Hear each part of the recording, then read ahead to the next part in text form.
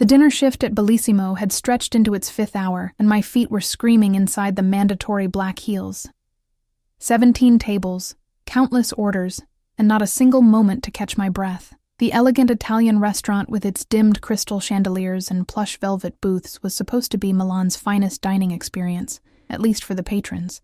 For waitstaff like me, it was elegant servitude. "Table 12 needs another round," Marco, the floor manager, snapped as he passed.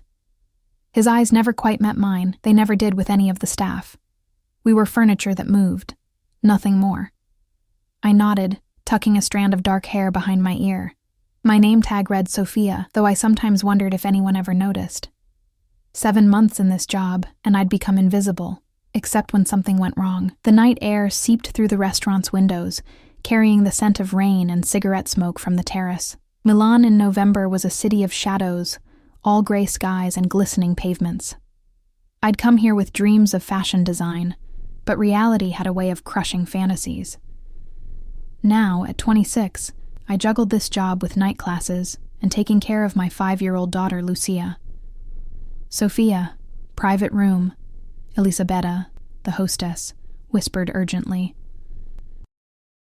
Her usually composed face was tight with tension. "Mr. Ricci is here." My stomach dropped. Everyone at Bellissimo knew what that meant. Alessandro Ricci wasn't just a regular patron. He was the ghost that loomed over half of Milan's businesses. No one ever said Mafia out loud, but his reputation whispered itself through the city's streets. His legitimate businesses, shipping, real estate, high-end retail, were just the surface of his empire. "Did Giuseppe call in sick again?" I asked, knowing the private dining room was usually reserved for the most senior waitstaff. "No, they specifically asked for someone new." Her eyes darted nervously to the ornate double doors at the far end of the restaurant. "Don't make them wait." The weight of her words settled over me like a shroud. Being noticed by someone like Ricci was never a blessing. I straightened my black uniform dress, checked my apron for stains, and made my way across the restaurant floor. The private dining room was separated from the main area by heavy curtains and a short hallway lined with wine racks. I balanced a tray of fresh glasses in one hand and pushed the door open with the other. The first thing that hit me was the silence. Unlike the gentle hum of the main restaurant with its clinking silverware and murmured conversations, the private room had a stillness that felt manufactured, like everyone was holding their breath. 4 men sat around a table meant for 12.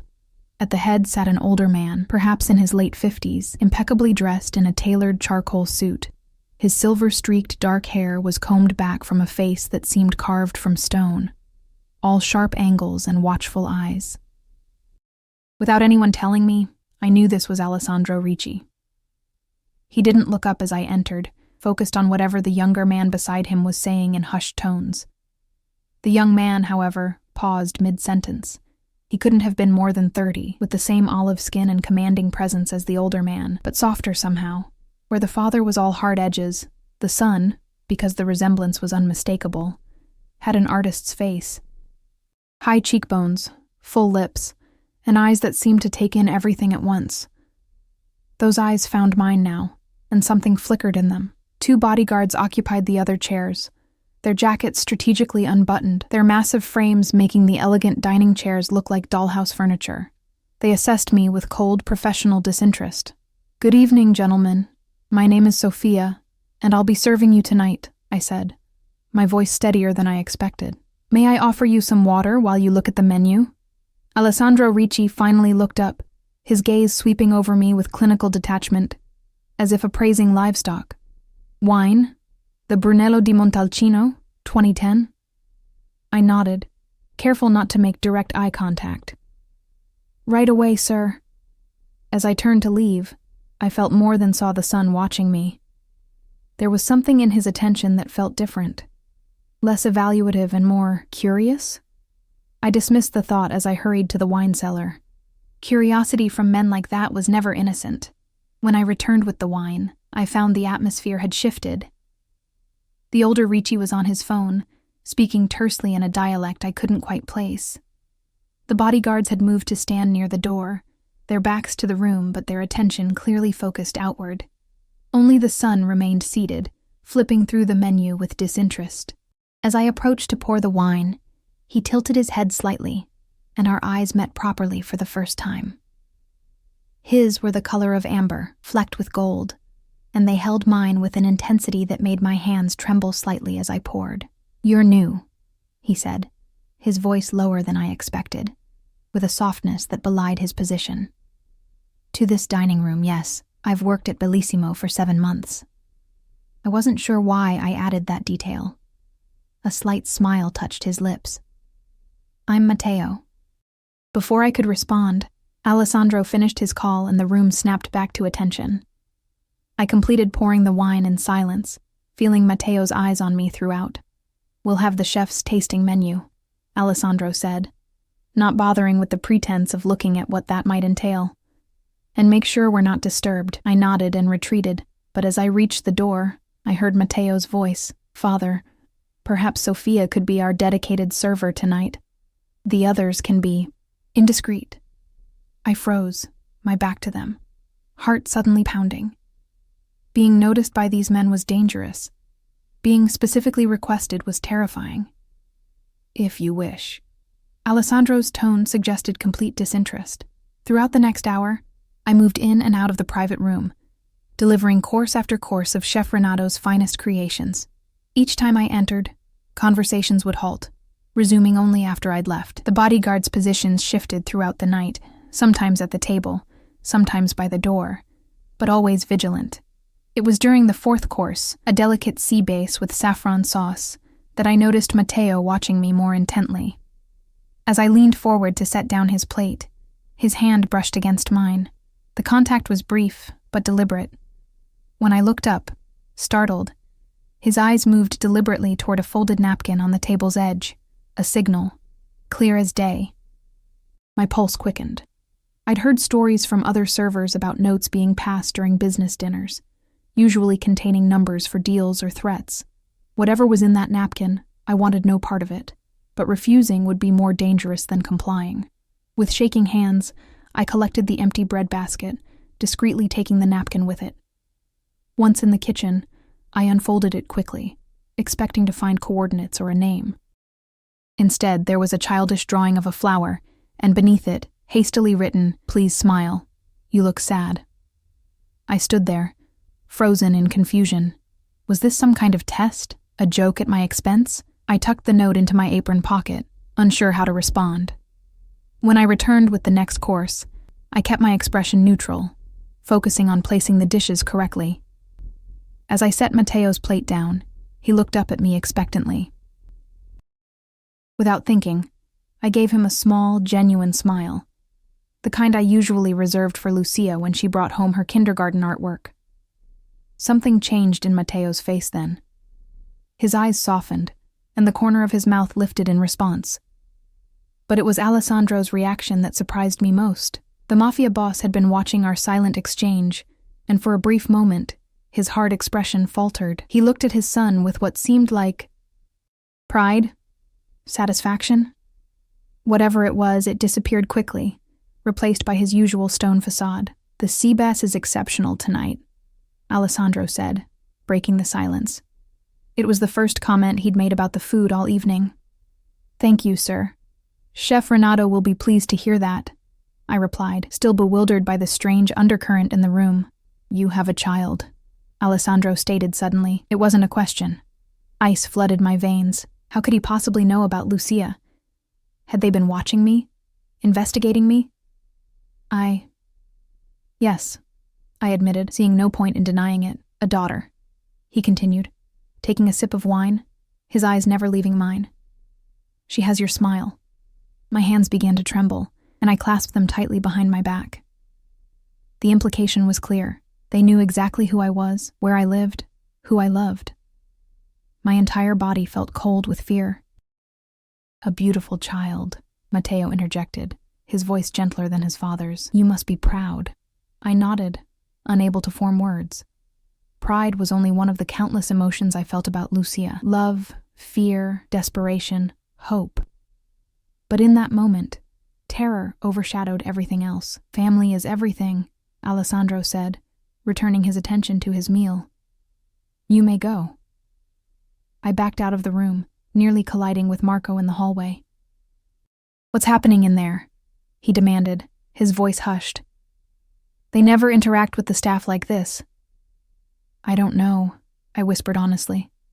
"But they know about my daughter." Marco's face paled. "Sophia, be careful. When men like that take an interest..." He didn't finish the sentence. He didn't need to. For the remainder of their meal, I moved mechanically through my duties, fighting the urge to call my neighbor who was watching Lucia to make sure my daughter was safe. Each time I entered the private room, I felt the weight of knowledge bearing down on me. They had power, they had information, and for some unfathomable reason, they had noticed me. As they prepared to leave, Alessandro handed me a heavy envelope. "For your service," he said coldly. I took it with numb fingers, knowing better than to refuse. As the bodyguards moved toward the exit, Matteo lingered behind. "Your daughter likes drawing," he said quietly. "Perhaps she would enjoy better materials than those kindergarten crayons." My breath caught. How detailed was their information about us? "She likes anything colorful," I heard myself say, as if this were a normal conversation about a child's preferences. Matteo nodded, a strange expression crossing his face. Something almost like longing. Children deserve beautiful things in their lives. "Good night, Sophia." As they disappeared into the Milan night, surrounded by black SUVs and silent men with earpieces, I finally opened the envelope. Inside was more cash than I made in 3 months, along with a business card bearing only a phone number, no name. I shoved it into my pocket, suddenly desperate to get home to Lucia, to hold her and make sure she was safe. Whatever game the Riccis were playing, I wanted no part of it.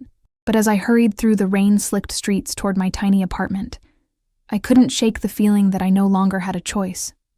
The rain had soaked through my thin coat by the time I reached my building, but I barely noticed the cold.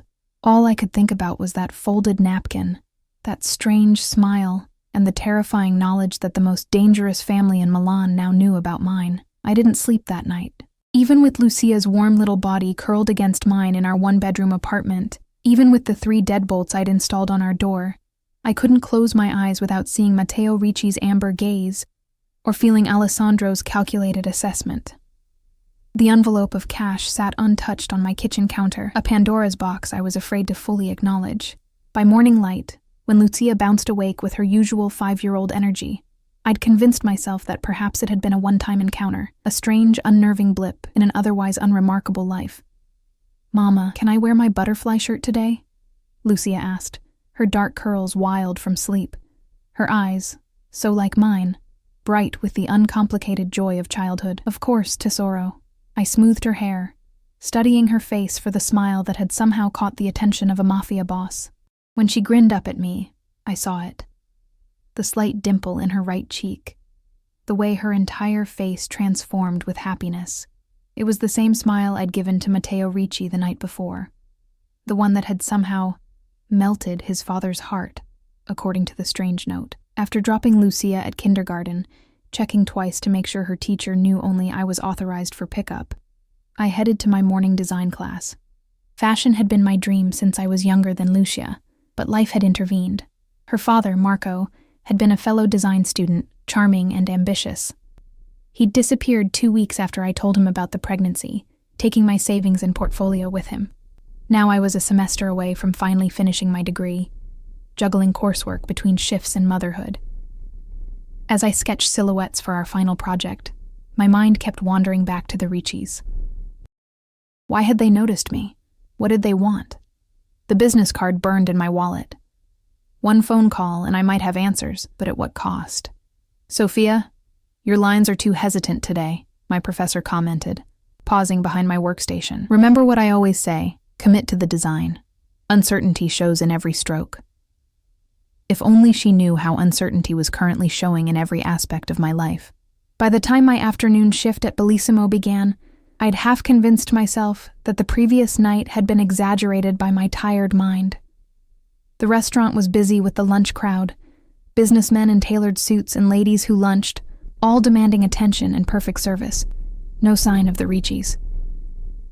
I exhaled a breath I hadn't realized I'd been holding. "Sophia, office now," Marco said, materializing beside me as I delivered a plate of risotto to table 7. His face was tight with strain, tiny beads of sweat visible at his hairline despite the restaurant's careful air conditioning. In the small manager's office, away from the dining floor, Marco paced like a caged animal. "What did you do last night?" "Nothing," I said, confused. "I served them dinner, like you told me to." "Well, something happened, because Alessandro Ricci's people called this morning. They've reserved the private dining room again tonight, and they specifically requested you." The floor seemed to tilt beneath me. "Me? But I have the early shift today. I'm supposed to leave at 6 to pick up Lucia." Marco ran a hand through his thinning hair. "Sophia, you don't understand. When the Riccis request something, it's not actually a request. It's a command with polite packaging. I can't leave Lucia with my neighbor again. She has school tomorrow, and I promised—" "They've already taken care of that," Marco interrupted, his voice dropping to a whisper. "What do you mean, taking care of that?" Alarm bells clanged in my head. Marco looked physically ill now. "A woman called your neighbor. How they got her number, I don't know and don't want to know. She explained that you'd be working late and arranged for a car to take your daughter to her grandmother's house for the night." "I don't have a mother," I said, my voice hollow with dread. "She died when I was 19. Marco's eyes widened. "Sophia, what the hell is going on? Why are they interested in you?" "I don't know," I whispered, panic rising in my throat. I pulled out my phone with shaking hands and called Mrs. Bianchi, my elderly neighbor. "Oh, Sophia dear," she answered cheerfully. "I was just about to call you. Such a nice arrangement you've made for Lucia tonight. The lady was very professional, said the car would come at 6, and she'd be taken to stay with family." I was going to ask which relative, but it seemed you'd sorted it all. "Mrs. Bianchi, listen to me carefully," I said, fighting to keep my voice steady. "There is no arrangement. I don't have family here. Do not let anyone take Lucia. I'm leaving work right now to get her." "But dear," the woman knew all the details. "Your work schedule, even that special blanket Lucia can't sleep without." "It's not safe," I cut in. "Please, just keep her in your apartment until I get there. Lock the door. Don't open it for anyone but me." I ended the call and looked at Marco, who had sunk into his desk chair. "I need to go. Now." "If you leave, I can't protect you," he said quietly. "The Riccis don't take rejection well." "They're trying to take my daughter," I hissed. "What would you have me do?" Before he could answer, his office phone rang. He stared at it as if it might bite him, then slowly picked up the receiver. "Yes? Yes, she's here." His eyes flicked to me. "I understand. Right away." He set the phone down with exaggerated care. "That was Matteo Ricci's assistant. A car is waiting for you outside. Now." "I'm not going anywhere except to my daughter. Sophia." Marco's voice cracked slightly. "They said to tell you that Lucia is already safe with them, and if you want to see her, you'll get in the car." The world narrowed to a pinpoint of blinding terror. My knees threatened to buckle. "They've taken her? Already?" "I don't know. But if they say they have her," he didn't need to finish. I was moving before conscious thought, tearing off my apron, grabbing my bag, rushing through the kitchen and out the service entrance. A sleek black Audi idled at the curb, its windows tinted to opacity. A driver in a dark suit stood beside it, opening the rear door as I approached. "Where's my daughter?" I demanded, making no move to get inside. "Miss Russo, please get in the car. Mr. Ricci is waiting." "Which Mr. Ricci? And where is Lucia?" The driver's expression didn't change. "Your daughter is safe. That's all I'm authorized to tell you." I had no choice. I slid into the back seat, my heart hammering against my ribs like a trapped bird. The car pulled smoothly into Milan's afternoon traffic, navigating away from the city center toward the more affluent northern neighborhoods. I clutched my phone, considering calling the police. But what would I say? That I suspected a Mafia family had my daughter? That I'd been serving them dinner the night before and somehow caught their attention? It sounded insane even to me. After 20 minutes that felt like 20 years, the car turned into a gated driveway. Massive iron gates swung open to reveal a sprawling villa set back from the road, its stone facade the color of aged ivory, its gardens immaculately maintained despite the November chill. As the car rolled to a stop in the circular driveway, my door opened to reveal Matteo Ricci. Up close, in daylight, he was even more striking than I remembered. Tall and lean, with that perfectly tailored suit emphasizing broad shoulders. But I barely registered his appearance. "Where is Lucia?" I demanded, not waiting for pleasantries. Something like respect flickered in his eyes. "She's inside, having ice cream in the kitchen. She's perfectly safe, Sophia. I promise you. You kidnapped my 5-year-old daughter," I said, voice shaking with fury and fear. "Don't talk to me about promises. We didn't kidnap her," he said quietly. "We protected her." "From what?" "From who?" he corrected, gesturing for me to follow him into the house. "You don't work in a restaurant for 7 months without hearing rumors, Sophia. You know what my family does, what my father is. Did you really think serving us, being noticed by us, would have no consequences?" I followed him through a marble foyer larger than my entire apartment, down a hallway lined with what looked like original Renaissance artwork. "I didn't ask to be noticed," I said, struggling to keep up with his long strides. "No, you didn't." He paused, turning to look at me fully. "But I noticed you anyway, and others noticed my interest. That put you and Lucia in danger." "So you're saying you endangered us, then kidnapped her for her protection?" The absurdity of it would have made me laugh if I weren't so terrified. "I'm saying that once I showed interest in you last night, certain rivals would have seen you as leverage. We moved Lucia here because it's the safest place in Milan. We'd reached a massive kitchen that gleamed with stainless steel and marble. And there, perched on a bar stool at the island, her legs swinging happily, was Lucia. She was spooning chocolate gelato into her mouth while chatting animatedly with a middle-aged woman in a simple black dress, presumably a housekeeper or cook.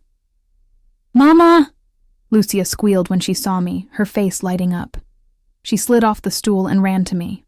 I dropped to my knees, gathering her into a fierce hug, breathing in the scent of her hair, feeling her solid warmth against me. "Are you okay, Tesoro? Did anyone hurt you?" I pulled back to examine her face, her arms, looking for any sign of distress. "I'm fine, Mama. They have so much gelato here, and Signora Elena let me help make pasta, and there's a garden with a fountain shaped like a lion." Her eyes were bright with excitement, not fear. I looked up to find Matteo watching us, an unreadable expression on his face. Behind him stood Alessandro Ricci, silent and observant, his cold eyes taking in the reunion. "You had no right," I said, rising to my feet but keeping Lucia close against me. "No matter what your reasons were, perhaps not," Alessandro said, speaking for the first time. "But rights matter little in matters of necessity. Come, we have things to discuss. Elena will watch the child. I'm not letting her out of my sight," I said firmly. Alessandro's eyebrow raised a fraction, as if unused to being contradicted. "Very well. The garden room, then. It has space for the child to play." The garden room turned out to be a vast conservatory filled with tropical plants and comfortable seating. Lucia immediately spotted a shelf of children's books and toys in one corner, clearly placed there in anticipation of her visit. "You planned this," I said accusingly as she skipped off to explore, still within my sight, but out of earshot. "We plan everything," Alessandro replied simply, lowering himself into an armchair that seemed to swallow his frame. Beside him, Matteo remained standing, his posture tense. "Why am I here? What do you want from me?" I remained standing as well, too anxious to sit. "Do you know who Lucia's father is?" Alessandro asked, ignoring my questions. The non sequitur caught me off guard. "Marco Venuti, a design student. He left before she was born." Alessandro and Matteo exchanged a look I couldn't interpret. "Marco Venuti doesn't exist," Alessandro said flatly. "The man who fathered your child is Domenico Russo. My nephew." The room seemed to tilt sideways. "That's not possible. His name was Marco. We met at design school. We were together for 6 months. Domenico infiltrated the school on my orders," Alessandro continued, as if I hadn't spoken. "He was tasked with gathering information on Professor Giancarlo Belli, who was helping a rival family launder money through the school's foundation. Using the name Marco Venuti was part of his cover."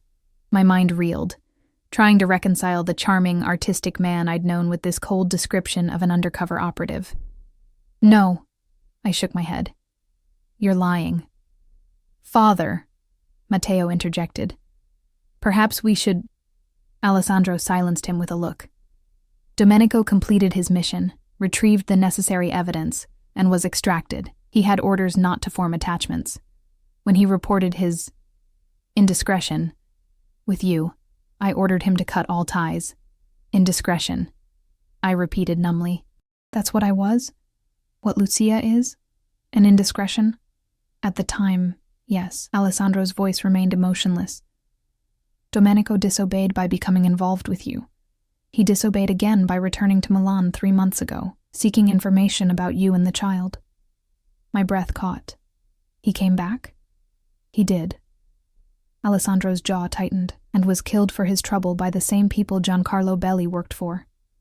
They never forgot his betrayal, even after 5 years. The revelation hit me like a physical blow. Domenico, was dead. The father Lucia had never known would never be known to her. Why are you telling me this now? My voice sounded distant to my own ears. Because you were noticed, Matteo said, stepping forward. I took you to be just another waitress when I first saw you, but when you smiled, he hesitated. You have his smile, the same one Lucia has. I recognized my cousin in both of you instantly. That's impossible. You couldn't know just from a smile. Family recognizes family, Alessandro interrupted. Matteo has his mother's intuition. I didn't see it until he pointed it out, but once I did, it was unmistakable. Lucia is Domenico's daughter, which makes her a Ricci by blood, whether you like it or not. I sank into the nearest chair, my legs no longer able to support me.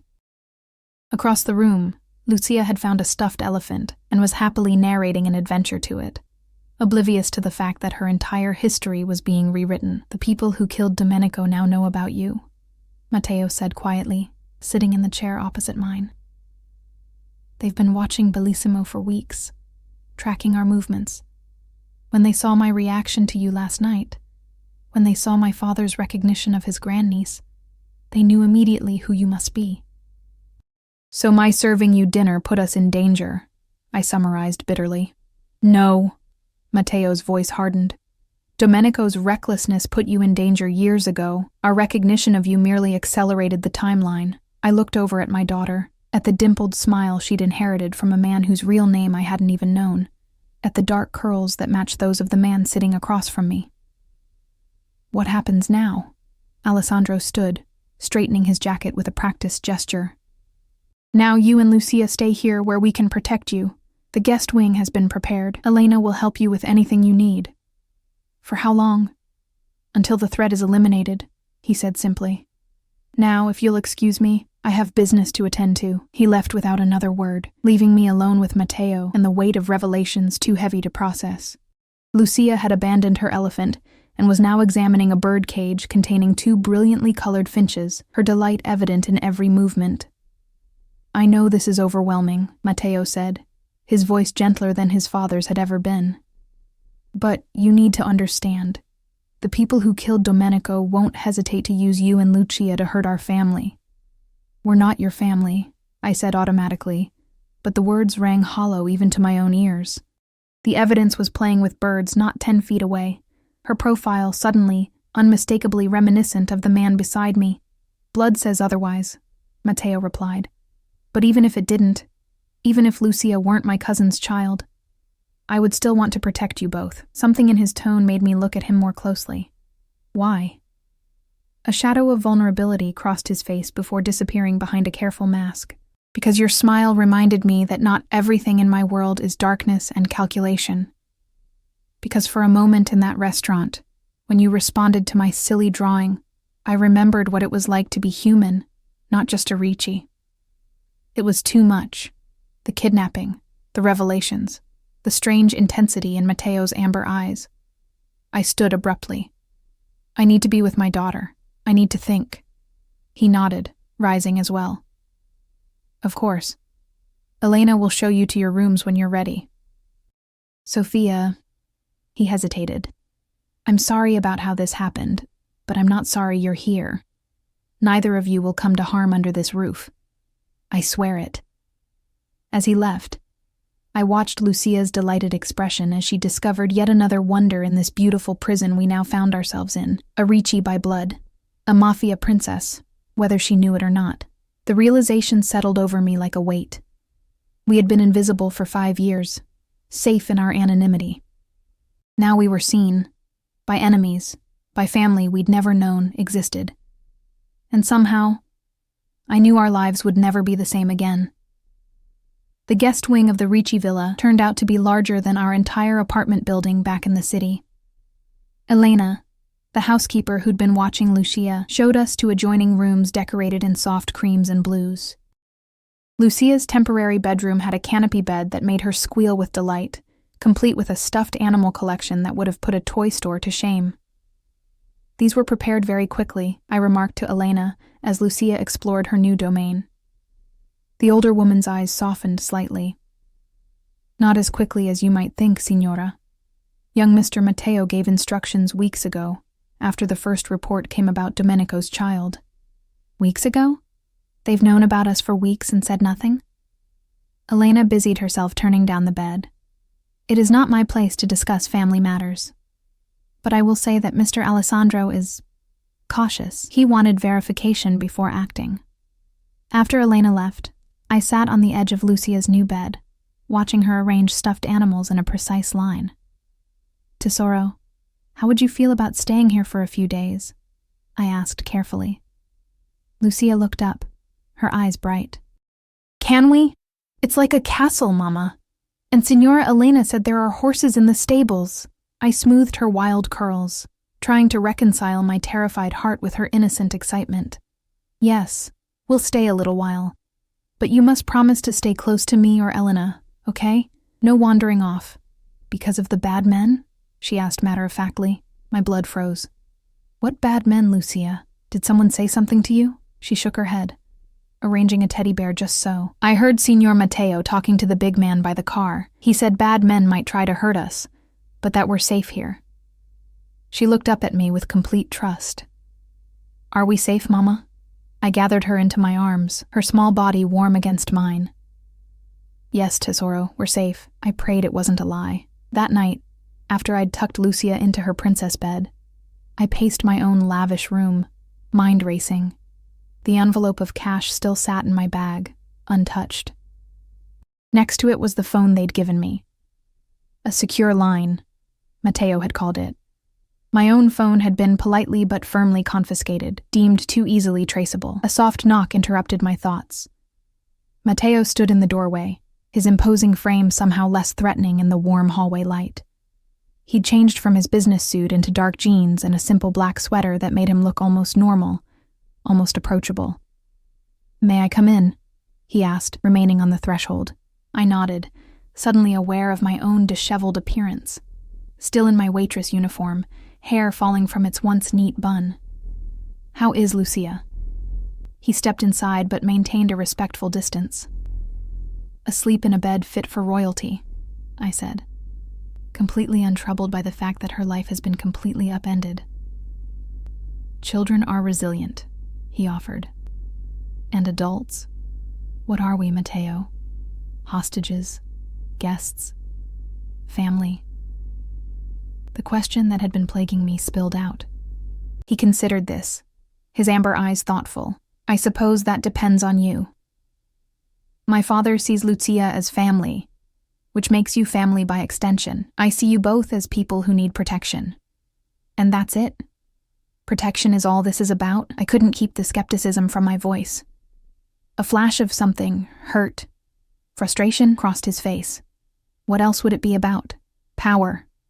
Control. Whatever game your family plays where people like me are just pawns. Matteo moved to the window, looking out at the moonlit gardens. You've constructed quite a narrative about us in the past 24 hours. Am I wrong? I challenged. He turned back to me, his expression grave. About some things, yes. My father is ruthless in business, unyielding with enemies. But family is sacred to him, to all of us. Domenico betrayed that code when he abandoned you, especially once he knew about Lucia. He didn't know, I said quietly. I found out I was pregnant after he disappeared. Matteo's eyebrows rose slightly. That changes things. My father assumed Domenico knew and chose to leave anyway. Would it have made a difference? Would your precious family code have allowed him to stay with a nobody like me? Bitterness crept into my voice. Yes, Matteo said simply. It would have. Family above all else, that's the Ricci way. If Domenico had come to my father and explained, arrangements would have been made. I laughed humorlessly. Arrangements? Like this one? Locked away in a gilded cage? You're not locked in, Sophia. His voice hardened slightly. You're free to leave. And free to explain to Lucia why you'd rather face killers on your own than accept our protection. The truth of his words stung. What choice did I really have? My daughter's safety came before my pride, before my independence, before everything. Matteo must have read the capitulation in my face. His expression softened. It won't always be like this. Once the threat is eliminated, how? I interrupted. How exactly does one eliminate a threat in your world, Matteo? Should I be preparing to explain to my 5-year-old why people disappear? We're not monsters, he said quietly, despite what you may believe. No? Then why did your little drawing at the restaurant feel like a test? Why did your father look at me like I was livestock to be assessed? Why take my daughter before even speaking to me? Matteo sighed, running a hand through his dark hair. The drawing was impulsive. I wanted to see you smile. It wasn't a test. As for my father, he spent a lifetime keeping his emotions hidden. It's how he survived. And Lucia, he hesitated. That was my decision, not his. I convinced him it was safer to move quickly. I'm sorry if it terrified you. The sincerity in his voice made my anger falter. It did terrify me. Nothing in my life has ever frightened me more. I can imagine, he said softly. When I was 7, my mother was kidnapped by one of my father's rivals. She was returned 3 days later, physically unharmed but changed.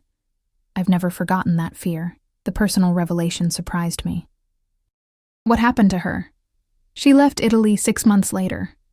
Lives in Switzerland now under a different name. A shadow crossed his face. I see her twice a year, always in secret.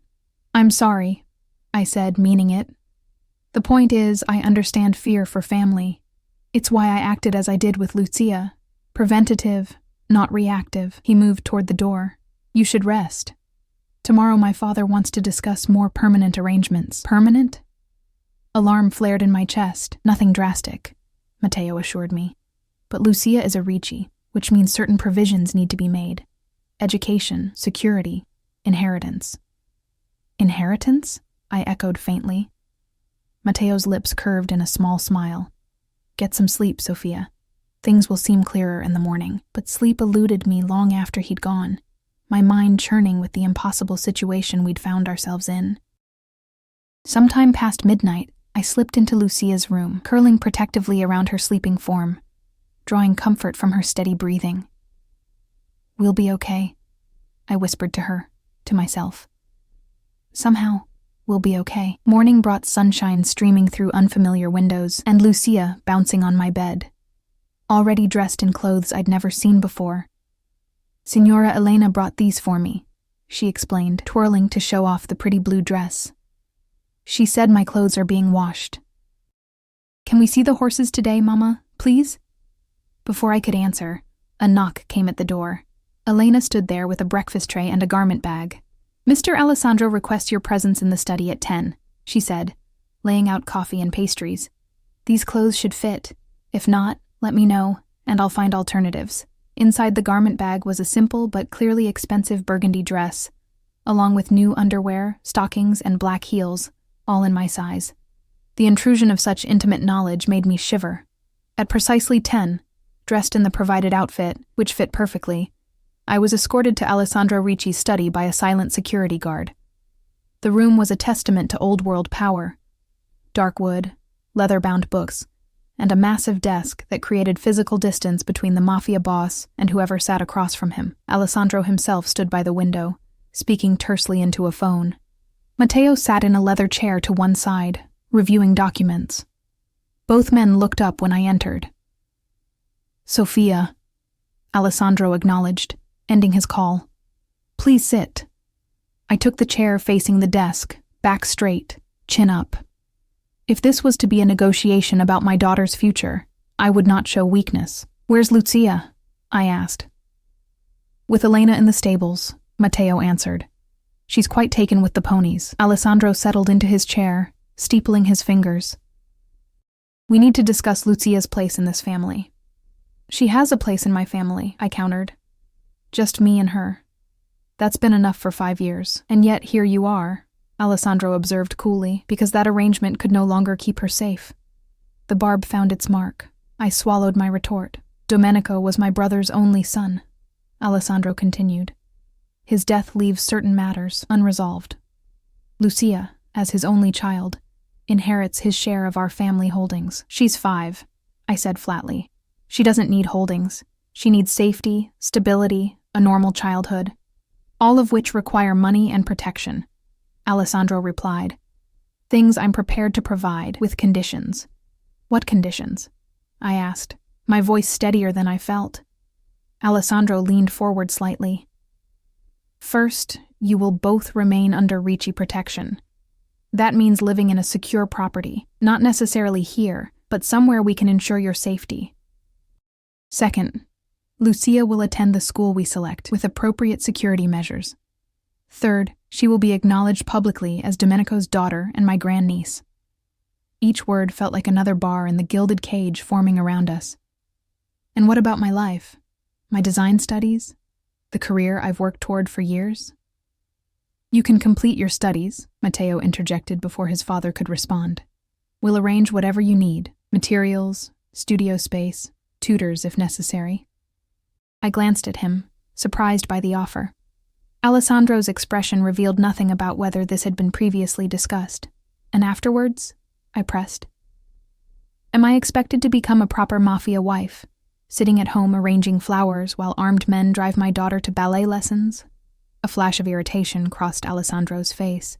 Your career is your concern, as long as it doesn't compromise Lucia's safety or the family's reputation.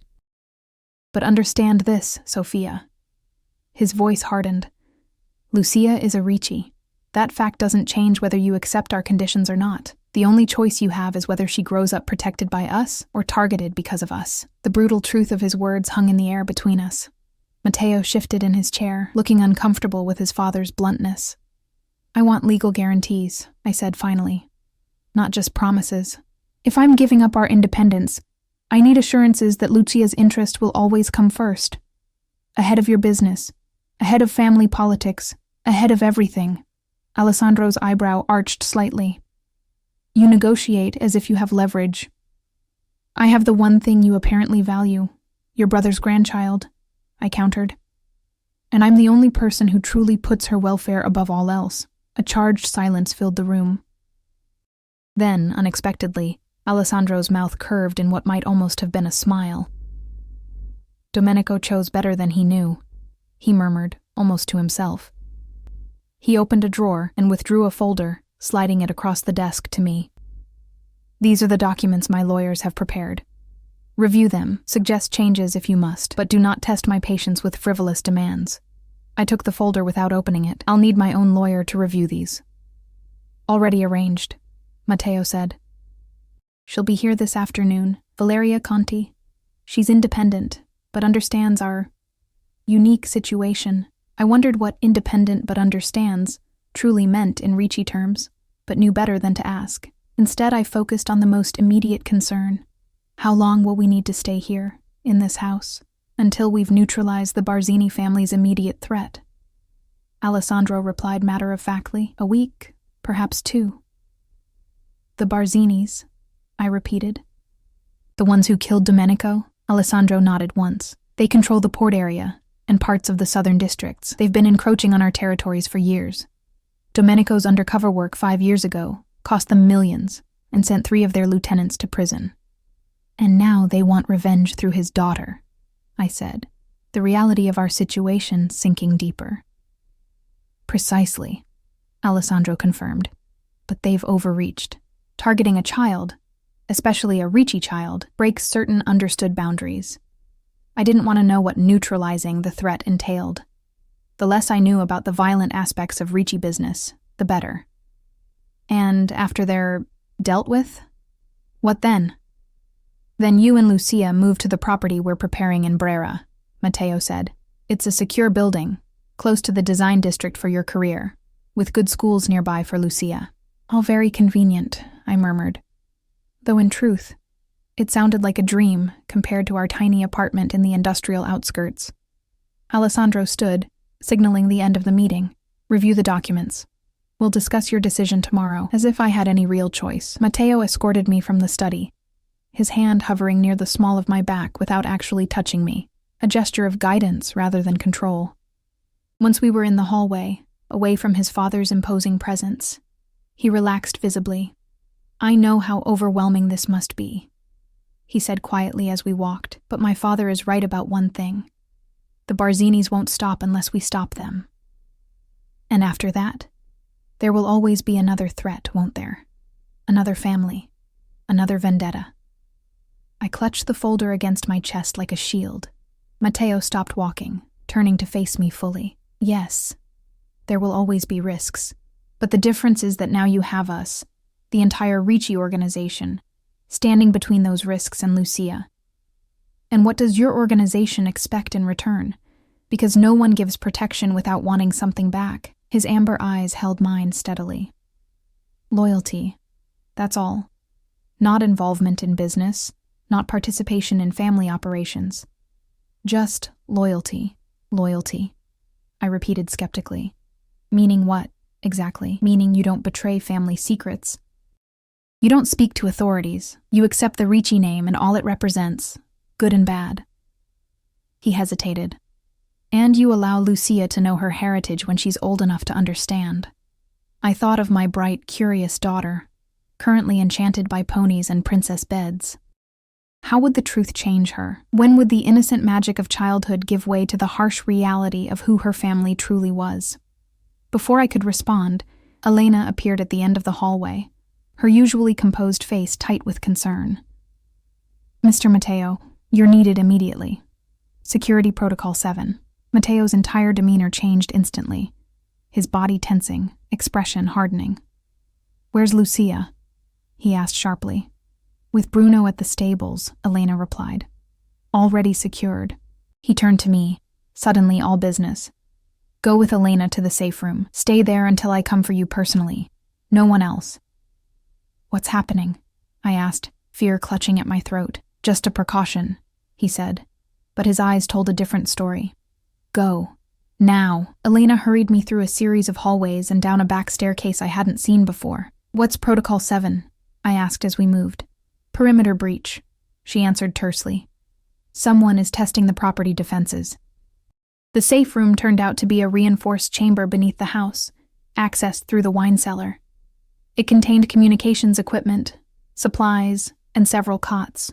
2 armed men I hadn't seen before were already inside, checking weapons with practiced efficiency.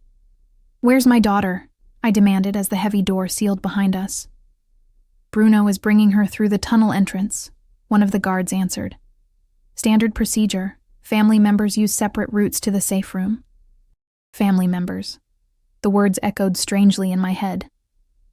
After just one day, we were already being treated as Riccis, protected like Riccis, hunted like Riccis. The minutes crawled by like hours as I paced the confined space, jumping at every crackle of the communication system. Finally, a hidden door on the far side of the room slid open, revealing a burly man carrying Lucia in his arms. She was laughing, apparently thinking this was all an elaborate game. Mama! We came through a secret tunnel like spies! She exclaimed as Bruno set her down. She ran to me, eyes bright with excitement. Bruno says we have to stay here for a little while because of a security drill. Isn't it cool?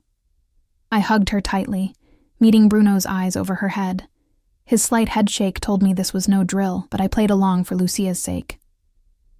Very cool, Tesoro. Did you have fun with the ponies before the drill started?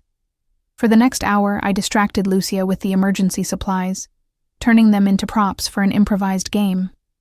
Meanwhile, terse communications filtered through the security system, positions being checked, sectors being cleared.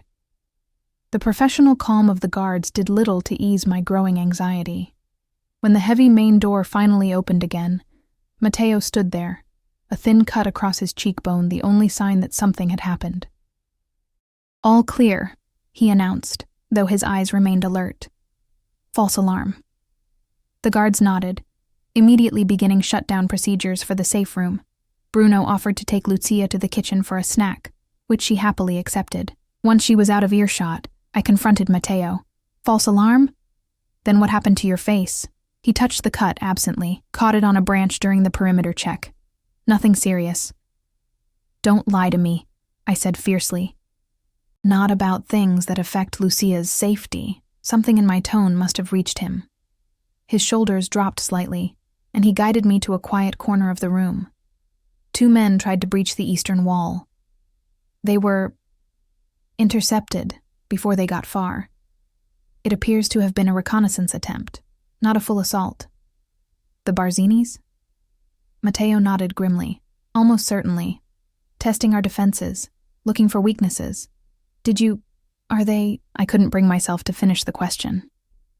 "They've been detained for questioning," he replied, understanding my unasked question. "The less you know beyond that, the better." Cold fear washed through me. This wasn't a movie or a television drama. This was real danger.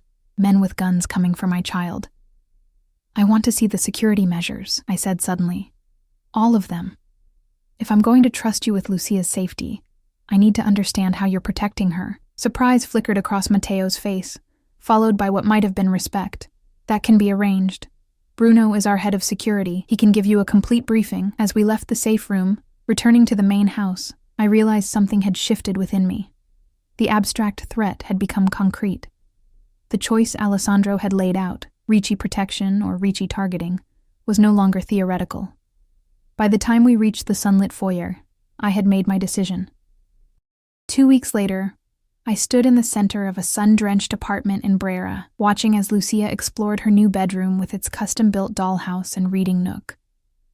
The space was 3 times larger than our old apartment, with high ceilings, original moldings, and bulletproof windows, a detail Bruno had pointed out during our security walkthrough with professional pride. The past 14 days had transformed my understanding of the Ricci world. After the perimeter breach, I'd insisted on complete transparency about our security arrangements. To my surprise, both Alessandro and Matteo had agreed. Bruno had shown me everything: the surveillance systems, panic buttons, escape routes, safe rooms. The level of protection was simultaneously reassuring and terrifying.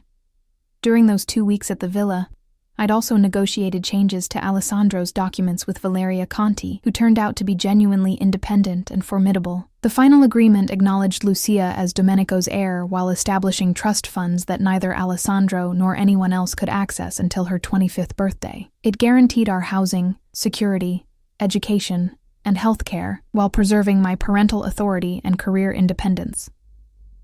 Most importantly, it specified that Lucia would learn about her heritage gradually, at an age-appropriate pace determined jointly by me and the Riccis.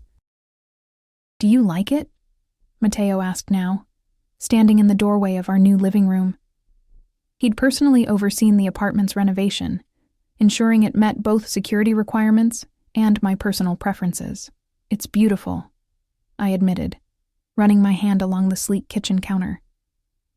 "Hard to believe it's really ours." "The entire building is Ricci-owned," he explained, not for the first time. "The other residents are either family members or trusted associates. The doorman and maintenance staff have been with us for years, a gilded cage, still, but one with much more space to breathe." "The studio space on the 5th floor is ready whenever you want to see it," Matteo continued. "Father made arrangements with your design school. You can complete your final project here if you prefer, or attend classes with a security detail. I'd already decided to finish my coursework remotely. The idea of sitting in lectures with armed guards nearby seemed absurd. "I'll visit the studio tomorrow. Tonight is about helping Lucia settle in." Matteo nodded, understanding. In these 2 weeks, I'd come to recognize his genuine concern for Lucia's well-being. Despite my initial suspicions, he seemed to want only what was best for her, though his definition of best was filtered through the lens of Ricci privilege and protection. "My father will visit tomorrow evening," he said. "He wants to bring a gift for Lucia's new room." Alessandro's relationship with Lucia had evolved in unexpected ways. The cold, calculating crime boss transformed subtly in her presence. He wasn't exactly grandfatherly. Alessandro Ricci would never be warm and cuddly. But he listened to her chatter with surprising patience and had even been spotted teaching her to play chess on the villa's terrace. "Should I cook dinner?" I asked, only half joking. The idea of preparing a meal for the head of Milan's most powerful criminal organization still seemed surreal. Matteo's mouth quirked in amusement.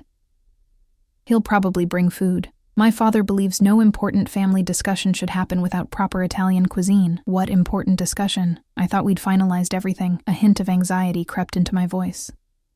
"Nothing concerning," Matteo assured me. "Just some updates on the situation." The situation was the Ricci euphemism for their ongoing conflict with the Barzinis. I deliberately avoided asking for details, but I knew things had escalated after the attempted breach at the villa. Twice I'd overheard tense phone calls, seen Matteo and Alessandro conferring in urgent whispers. Men had come and gone at odd hours, their faces grim, their conversations ceasing whenever I entered a room. "Is it almost over?" I asked quietly. Matteo's amber eyes held mine. "Yes. My father will explain tomorrow." Later that night, after Lucia had finally fallen asleep in her new princess bed, which had mysteriously been recreated exactly like the one at the villa, I sat on my balcony with a glass of wine, looking out over Milan's rooftops. From this height, the city seemed peaceful, its lights twinkling against the night sky. A soft knock drew my attention. Matteo stood at the balcony doorway, his tall frame silhouetted against the apartment lights. "May I join you?" I nodded, gesturing to the empty chair beside me. Over the past weeks, we'd fallen into a strange, cautious friendship.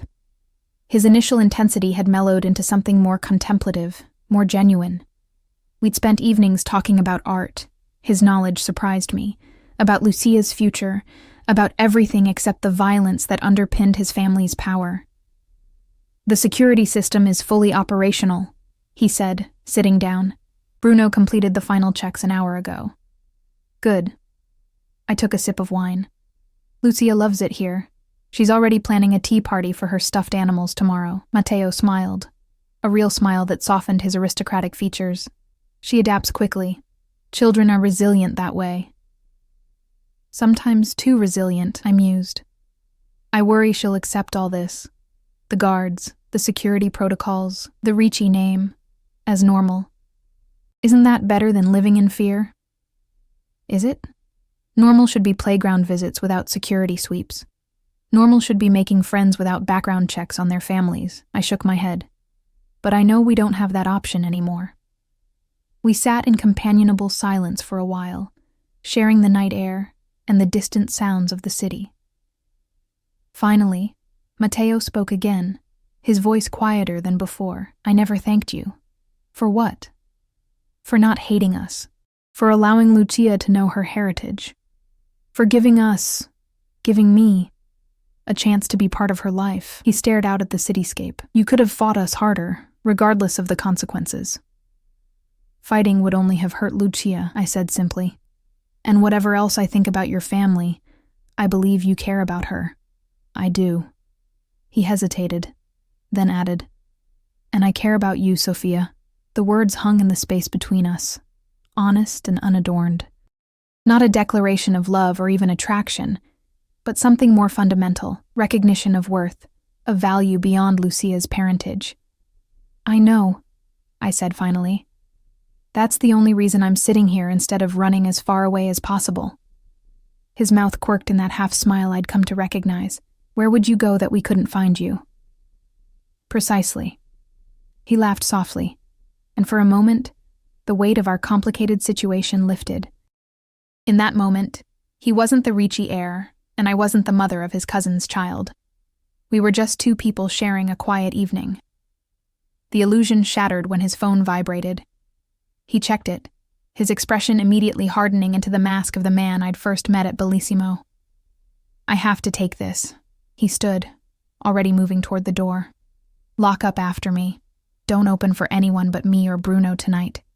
The abrupt shift reminded me of who he truly was, what his family truly did. Matteo, I called after him. Is Lucia in danger tonight? He paused. No, this is the end of the situation. By morning, the Barzinis will no longer be a threat. I didn't ask how. Some questions were better left unanswered. True to Matteo's word, Alessandro arrived the following evening with an entourage bearing food containers from Milan's finest restaurant and a large wrapped package for Lucia. She tore into it eagerly, revealing an antique wooden chess set with pieces carved from ivory and obsidian. It belonged to your father, Alessandro told her, his usually stern voice gentler than I'd ever heard it. He was quite good at the game, perhaps better than your uncle Matteo. Really? Lucia looked at the set with new reverence. Can you teach me to play like my daddy did? A shadow crossed Alessandro's face. Regret, perhaps, for the nephew who'd never know his daughter. I will. And you will surpass us all, I think. Later, after Lucia had been tucked in with promises of chess lessons the following day, Alessandro, Matteo, and I sat in the dining room. The remnants of our feast lay between us, along with a bottle of wine that probably cost more than a month's rent at my old apartment. It's done, Alessandro said without preamble. The Barzini threat has been eliminated. I set down my wineglass carefully. What does that mean exactly? Alessandro's cold eyes assessed me. It means you can send Lucia to school without 4 guards. It means you can visit your design studios without looking over your shoulder. It means the immediate danger has passed. How? The question slipped out before I could stop it. You don't want to know the specifics, Matteo interjected. No blood on this floor, Alessandro added, misinterpreting my concern. The resolution was diplomatic. The new Barzini leadership understands that targeting children crosses a line no one can come back from. New leadership. I didn't need details to understand what that meant. So, we're safe, I said, trying to focus on the outcome rather than the means. As safe as anyone in our position can be, Alessandro corrected. There will always be risks, but you have the full protection of the Ricci family now, in perpetuity. No one will dare touch what belongs to us. What belongs to us? The possessive phrasing should have bothered me more than it did, but after weeks of living with the Riccis, I'd come to understand their worldview. Family as possession, possession as protection, protection as love. It was alien to my own values, and yet I could no longer entirely condemn it. Thank you, I said simply. Alessandro nodded once, the matter settled in his mind. Matteo will remain your primary contact for security and family matters. I'll visit weekly to continue Lucia's chess lessons, if that's acceptable. It wasn't really a question, but I appreciated the pretense of choice. Of course, she'd like that. After Alessandro left, Matteo lingered, helping me clear away the dinner dishes despite my protests that it wasn't necessary. There was an ease between us now that hadn't existed before, born of shared danger, shared responsibility for Lucia, and perhaps something more personal taking root. Will you be staying in the building? I asked as we finished. The top floor, he confirmed. Close enough if you need anything, far enough for privacy. Our eyes met over the kitchen island, and I saw in his the same recognition I felt, that whatever was growing between us would take time, patience, trust that neither of us could fully give yet. We were connected by circumstance and family ties, but anything beyond that would have to develop naturally, carefully. One day at a time, I said softly. He nodded, understanding. One day at a time. Later, I stood in Lucia's doorway, watching her sleep peacefully surrounded by her new treasures, including the chess set from her grandfather. Her world had expanded in ways I'd never imagined, for better and worse. She would grow up knowing both protection and danger, privilege and constraint, love and power. As I turned to go to my own bed, I caught sight of Matteo in the hallway, speaking quietly with Bruno about tomorrow's security rotation. He glanced up, meeting my eyes, and something unspoken passed between us. An acknowledgement that we were now bound together in this strange new life. I closed my bedroom door and leaned against it, finally allowing myself to exhale fully for the first time in weeks. We were safe. We were provided for. We were part of something larger than ourselves. A family with darkness at its core, but also with an unbreakable commitment to its own. It wasn't the life I'd chosen, but it was the life we had now, and as I slipped between the sheets of my new bed, I realized that despite everything, I wasn't afraid anymore. Whatever came next, we would face it together. Not just Lucia and me, but all of us, bound by blood and choice and that silent signal that had started